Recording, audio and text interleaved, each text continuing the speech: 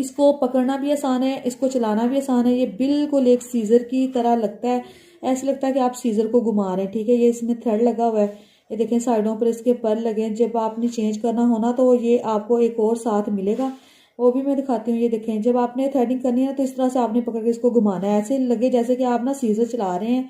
जैसे सीजर चलाते हैं सेम वही मेथड है। ये देखें, इसने ये बाल ना आपके निकाल देने हैं।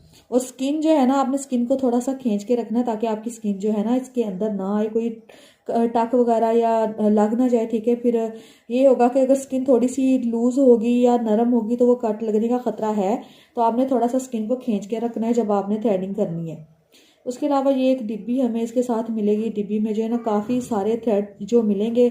जब हम एक बार ये थ्रेड यूज़ कर लेंगे ना, हमें लगेगा कि ये थ्रेड अब काम नहीं कर रहा।